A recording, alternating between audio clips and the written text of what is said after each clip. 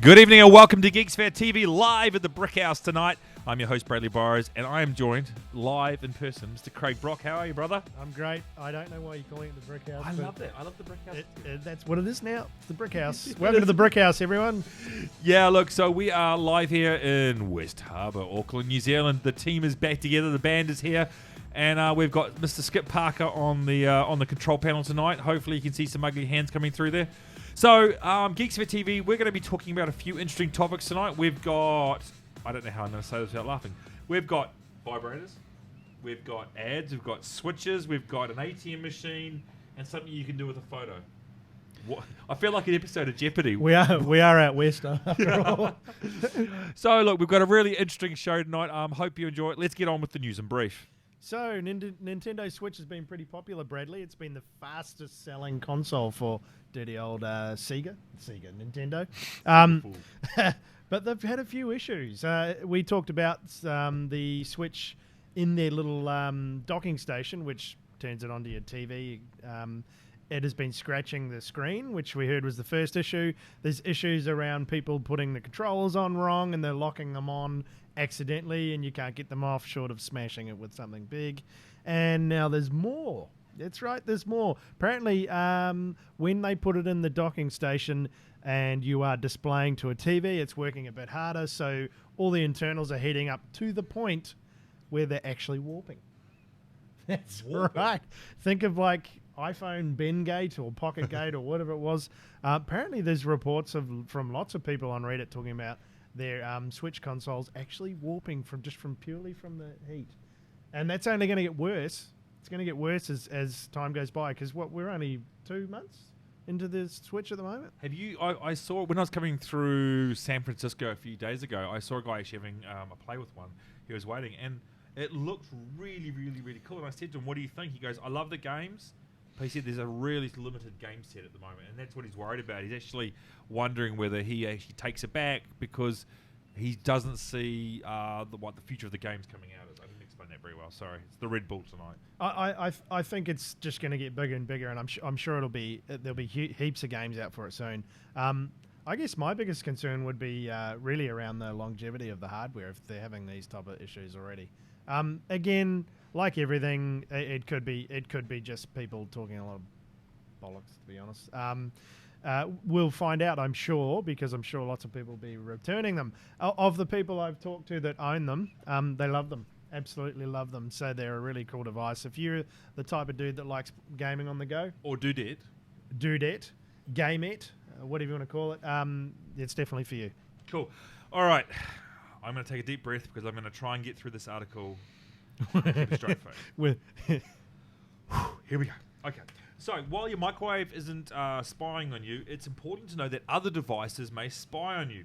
The $249 Slavinky Slimy Eye, I kid you not, is a Wi-Fi enabled vibrator which comes with a built-in camera for live streaming, and according to the security researchers, the pen test Panthers, an interface that can be easily hacked within Wi-Fi range. The hack is remarkably simple.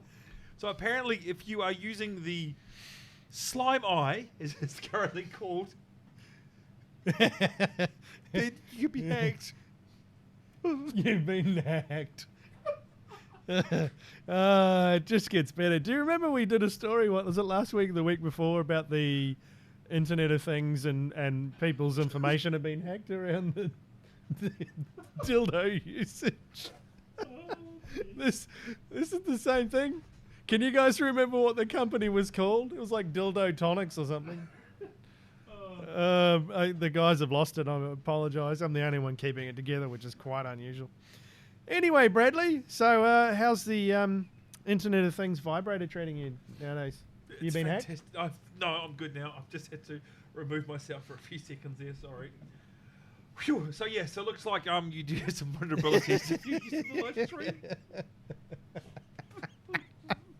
I'm going to move on because that's just a slippery story right there. It's a slimy story. Okay, on to something more serious. It could still take your eye out though. The Death Star. Now, we all love lasers, right? We love the Death Star and how it had like multiple lasers coming into one, creating one massive powerful, planet-destroying laser. Apparently, there's technology now that'll do it. So what we're reading is through science journals and what have you, they're using diamonds. That's right, really ultra pure diamonds to congregate. I think that's the word. Multi lasers into one, and they're using them as weapons. So I don't think they're planet destroying, but you could definitely take an eye out, Bradley.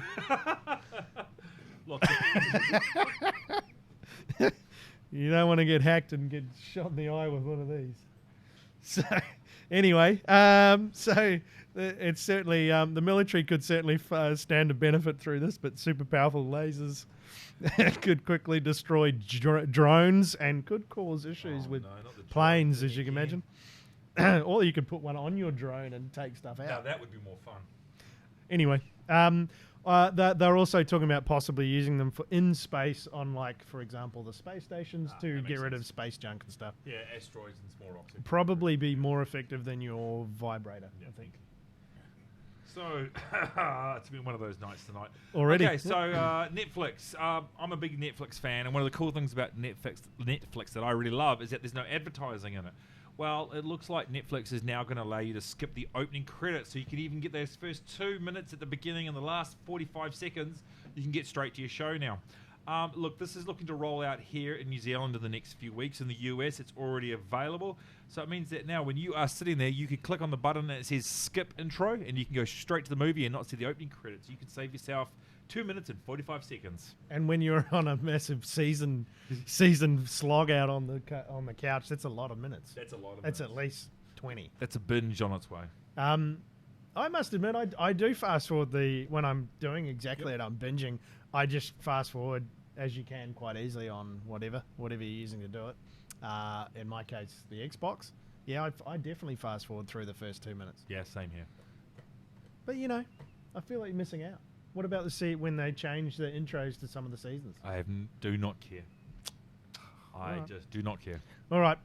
Speaking of caring. Yes. I was going to say do not caring, but that's not very fair. So 2 degrees, we know they've been in the news recently for a slight CRM meltdown. We won't talk about it. I know a few people that work there. Not going to mention names. I better not. Anyway, 2 degrees probably coming back from trying to rise from the ashes. We'll call it the phoenix because everyone loves that. Where are you going with this story? Seriously. They've announced an unlimited data plan for cell phones, but there's a catch. Oh, okay. Yeah, sorry. I got all excited then. There's a catch. It's for a limited time only, and there's another catch. I'm just going to read it here. Blah, blah, blah. There's a fair use policy, and we all know what that means. 1, you'll be shaped. 2, you won't be able to pretty much do things you want to do with it. But look, full credit to 2 degrees. They've generally been in the forefront of coming out with new stuff in the industry, and I applaud them. Golf clap. Yeah, so let's hope they can fix their woes with their CRM and customer service by offering an all-you-can-eat data plan. And I'd be very interested in looking at something because in the past we've used Sims over here just to get the data plans that they offer. I mean, if you were quick and smart, you could probably jump on one of those Sims and one of those plans, and that would be a really good hotspot. Yeah, so the unlimited data plan in the US right now, you're seeing AT&T for us have just done unlimited. Verizon have just done unlimited, and AT&T have followed. So they're always going to have that fair use package thing that they go through from that side. But I think this is really good from a person. I get about 80 gig a month on my data plan at the moment. I never use it, but I mean unlimited. I could definitely. How much? 80 gig. What? I know. Say what, fool? But yeah, no, I get a lot, so it's good from my side. But if you can get the 2 degrees one, I think I'm a big fan of 2 degrees. I think they've come out and done a lot of innovation, and they've throwing things up a little bit around the Vodafone, Telecom, Spark, whatever they're called, space. So again, I applaud them, but let's hope that they fix up their migration stuff. I just read one more caveat. The data plan must also be used only on the customer's personal phone. I suppose you can still use that as a hotspot. Yeah. Alrighty, moving into other news. Now, last week, Samsung released the S8. Awesome looking phone. I think we all agree it's one that's going to be good. The good thing about it is It's going to be a long night does it tonight. sync up with your No, it doesn't IoT sync. devices? No, it doesn't sync. So we've got two parts to the story. So the first part is around the release of the S8. It looks really good. Loving what we're seeing. Also, Microsoft have announced they're going to be releasing their own version of the S8 with all a scrubbed out, non-bloatware based Android version and all the Microsoft apps, which should be sold through the Microsoft Store. But what about Bixby? Changed. What about it? Bixby will still be there. Now, the other key part is in the US especially, and Skip and I have had a good conversation around this. Seems to be different in New Zealand. Samsung have a brand issue and a trust issue with all the battery gate. It was big issues over there. Looks like they've got some more issues coming through. Their facial recognition can be bypassed with a photo. Now, if you're not aware about this, you can have your Samsung phone, you can look at your face and it'll do unlock. Very similar to what Microsoft has with Windows Hello. Well, the Windows Hello technology, I don't think this has been cracked yet, but like even they've tried twins and photos and pictures, hasn't gone through. Our listeners will let me know if I'm wrong on that one, but you can crack it with a simple photo to get into someone's phone. Yep. So I'm sure if I was in the US right now, this would be on all Good Morning America and all the different shows where they're sitting there going to be doing a bit of a Samsung bag session at the moment. The Samsung S8 is due to be released here in New Zealand for $1,349. That's a lot of money, dude. Let's talk about the S8 because that was actually announced since our last show. And you don't get the Bixby voice assistant. Bixby will not be activated in Australia and New Zealand at launch because they can't talk what we say, bro. So that's for Australia and New Zealand. They're not going to have it. So Bixby's just going to be a useless button that we keep hitting while we're trying to do stuff all the time. Pretty much. But I mean, what do you guys sold. think? What do you guys think? So $1,300. You got a phone where I'd use the Google Assistant anyway because it's brilliant. Yep. Nice bit of non-bloatware based Android version, which is great now. $1,300 phone, but security can be hacked with a photo. Drama? Not. I don't think it is. The reason they're pushing the whole biology sign-on, biometric sign-on. I'm just thinking about the thing again. The camera eye. But the reason they're doing that now is because one, they've got rid of the touch button, which was for your finger thing, and that's now on the back. Which apparently is really hard to... And they have a virtual button on the front, don't they? Yeah, which can't do fingerprint. So you can only do on the back, and apparently it's quite hard to reach now because the phones are quite longer and blah, blah, blah. So you need big hands. Yeah. Donald Trump. I'm going to struggle. But look, I'm definitely going to get one because I love the look of them, and I'm really sold on the Android Ecosphere at the moment. And it ties in with all sorts of other things I've got. Do I think they're going to be very expensive? Yes. What did we say they are in New Zealand? $1,349. I'm going to put that into context, and that's only the small one, isn't it? Yeah. That's not the 8 Plus. 8 Plus is more like 16 or 15. That's a lot of money, man. But the iPhone 6 Plus or 7 Plus, sorry, is the same money. It's you fools get ripped off, $1,700. man. Seriously, that's a ridiculous. It's $700 US for the large version of the S8. Yes. But and what's that? Even with the New Zealand peso or the Australian marco, you friggin' you're going to be what, $1,000? You've been trumped, buddy. Anyway, I should have bought you "Make America Great" T-shirt. I really. I want the hat because it's just bad. We'll have another. I'm going to talk about it in a minute. But okay. Look, I'm sure Samsung's hopefully going to try and fix that. But it is pretty bad that you can just use a picture of the person and log in. I hear what you're saying about the Windows version of that because that's actually really good. I'm yet to be able to break it. Anyway, talking about Trump. Trump me. This isn't a good thing. Why is it whenever we're talking about Mr. Trump, it's controversial? So remember... He's my new commander-in-chief, so you speak nicely of him. Nah. That's not what we do down here. We've got Rainbow Warriors and stuff, man. So there's been a bit of a major blow to internet or consumer privacy. When Mr. Obama was in power, he put some restrictions or tried to put some more restrictions on what ISPs could share of your information around browsing and what have you.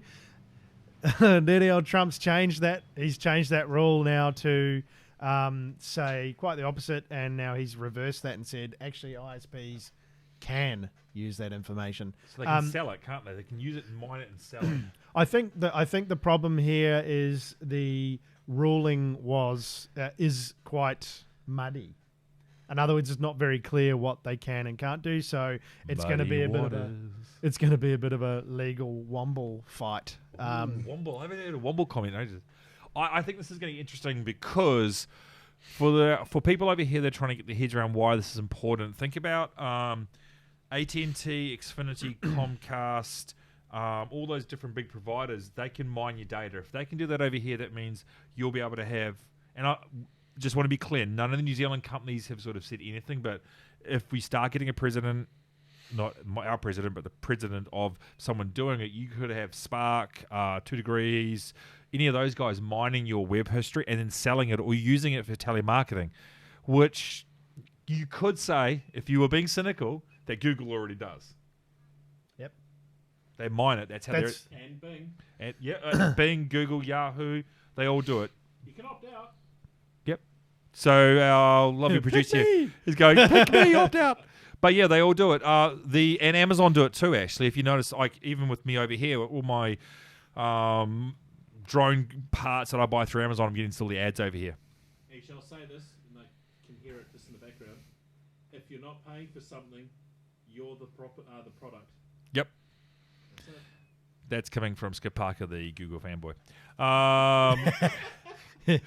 Yeah, hey, look at my Google t-shirt. No, there is a positive takeaway from this. Apparently, it's quite unlikely to pass. So it's just they said that passed, but it hasn't passed. Nothing's passed. Anyway. Yeah, so good times. All right. So, what can you do with $15, a drilled hole, and an ATM? Well, it kind of ties into your first story. So look, it doesn't.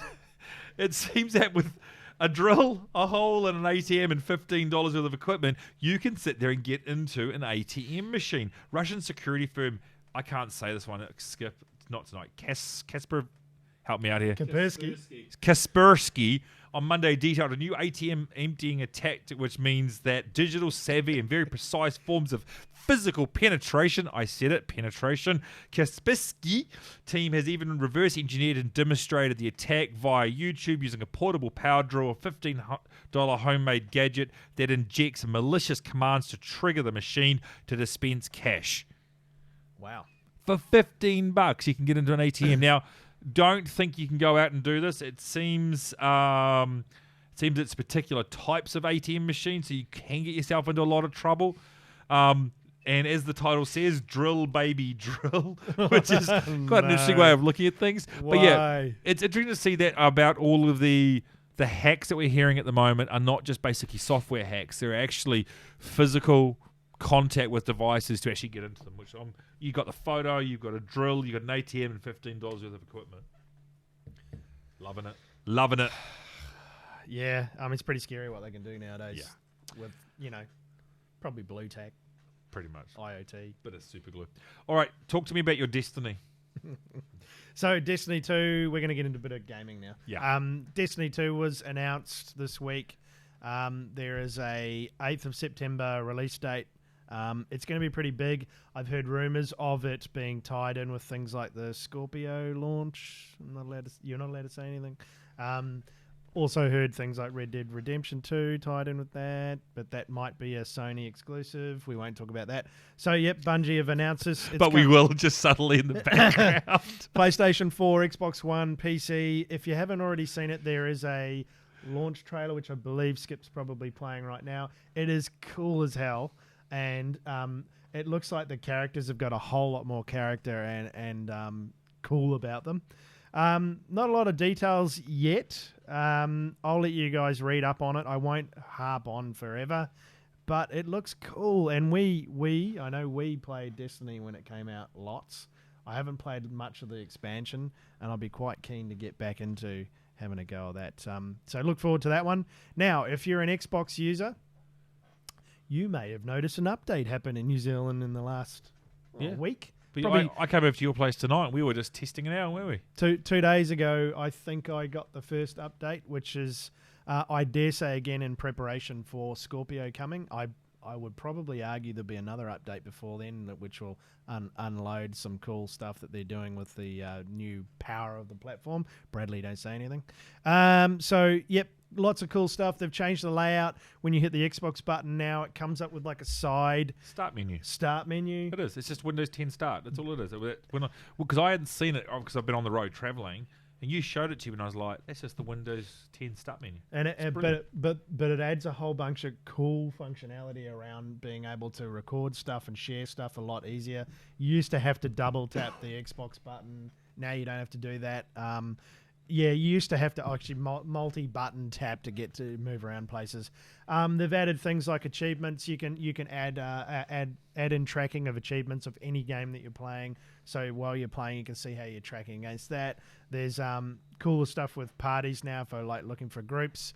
There's they call it the guide, but I think we're going to call it a start menu because You call it the Start menu. we makes more really sense.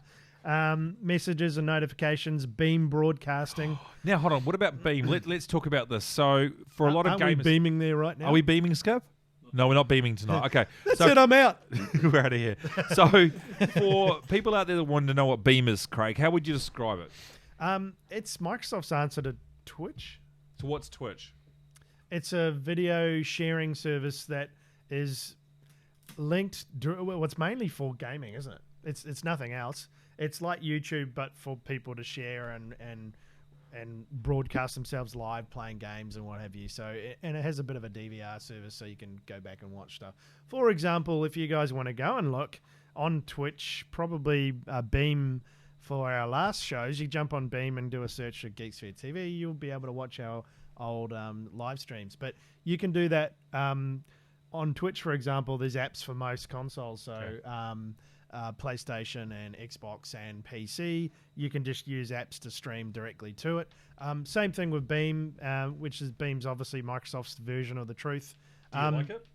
Yeah, I found it really fast. I found it faster than most of the other platforms. And now that they're integrating this directly with Xbox, it's going to make sharing your And content. is Beam a lot on easier. Windows 10 as well? I would say so. Because there's an in-stream gaming thing that you can do across it. Is that right? You can use anything to stream to it. Anything to It's stream to it. very open. Okay, Yeah. cool.